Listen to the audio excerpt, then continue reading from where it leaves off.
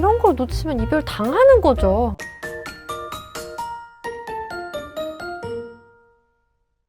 안녕하세요. 연애자격 대표 상담사 희원쌤입니다. 갑자기 헤어지자는 말에 당황하시는 분들이 정말 많은데요. 그런데 과연 그 사람도 갑자기 이별을 통보한 걸까요? 갑자기 이별을 선택하는 사람은 아무도 없어요. 항상 그 전부터 상대는 이별 신호를 보내고 있었다는 건데요. 만약에 이런 말을 반복해서 하고 있다. 그럼 이별을 생각 중이라는 거예요. 오늘 그 말이 뭔지, 어떤 심리로 하는 말인지 콕 집어서 알려드릴게요.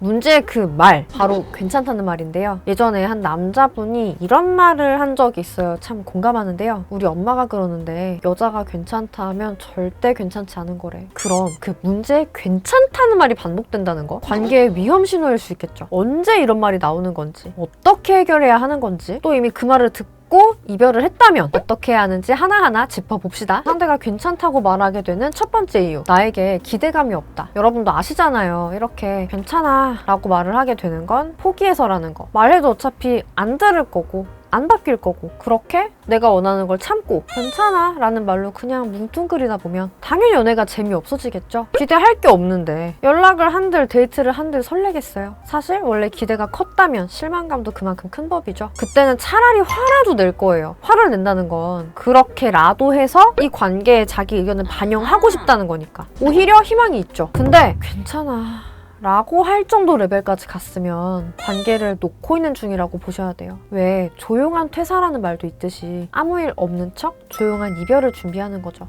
지금 이게 제 상황 같아요. 이런 분들은 빠르게 관계를 회복하려면 꼭 지금부터라도 그 사람의 깨진 기대치를 복구하셔야 돼요. 이때 가끔 중요한 걸 놓치는 분들이 계신데요. 상대는 1, 2, 3, 4 중에서 1만 원했는데 나 혼자 2, 3, 4만 열심히 하다가 결국 이별당하는, 나는 열심히 했는데 왜 상대는 마음이 변하는 건지 모를 수밖에 없어요. 당연히 그러면 뭘 어떻게 해야 관계 회복이 되는지도 모를 수밖에 없죠. 제가 딱 그래요. 이런 분들은 그 일이 뭔지 같이 좀 분석을 해드릴게요. 여기 아래에 고정된 그 링크 쪽에 상황부터 좀 자세히 남겨주시겠어요? 찬찬히 보고 카톡으로 좀 같이 의논 드릴게요. 그리고 상대가 괜찮다라고 말하게 되는 두 번째 이유, 사실 다른 사람이 있다. 엥? 선생님 이거 좀 과한데요? 라고 생각하실 수도 있어요. 하지만 생각을 좀 바꿔봅시다. 첫 번째 이유가 뭐였어요? 기대감이 없어서였잖아요. 그러면 기대감이 없는데 근데도 나랑 아직까지 연애를 지속할 수 있었던 이유? 뭘까요? 그쵸, 이미 다른 곳에서 충족을 하고 있었던 거예요. 그래서 그나마 유지가 된 거다라고도 볼 수 있는 거죠. 솔직히 좀 너무 나갔다 라는 게 맞을 수도 있어요. 하지만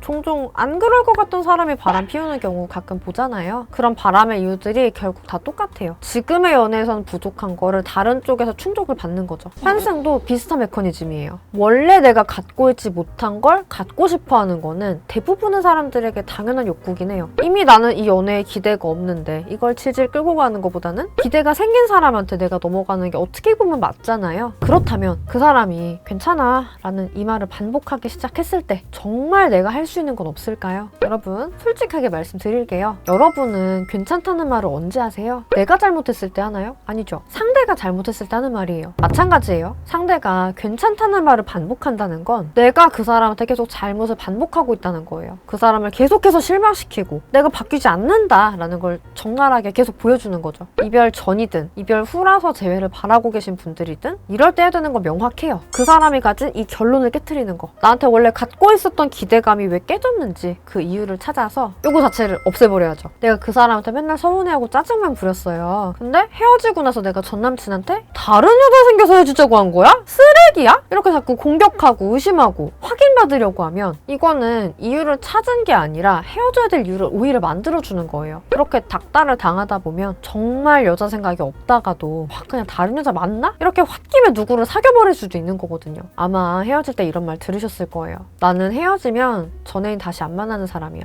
하지만 아무리 단호해도 나에 대한 기대감만 다시 불러일으킬 수 있다면 재회는 가능하다는 사실, 헤어진 상대에게 기대감을 주는 법, 그리고 후폭풍 오게 만드는 법 이미 영상 올려드렸으니 자세한 내용은 이 영상 꼭 봐주시고요. 아무리 혼자 생각해도 잘 모르겠다, 그리고 재회 가능성이 있는지도 불안하다, 이런 분들은 여기 아래 고정 댓글 링크 통해서 상황 알려주시면 찬찬히 이거 좀 같이 의논해드릴게요. 오늘 이별의 전조 증상 가장 놓치지 말아야 할 한마디 핵심만 다뤄드려 봤는데요. 도움되셨다면 구독, 좋아요, 댓글, 알람 설정 잊지 말아주시고요. 궁금하신 거 댓글로 알려주시면 원하시는 콘텐츠 가지고 오겠습니다. 그럼 여러분의 행복한 연애와 결혼 생활 진심으로 응원 드릴게요. 안녕!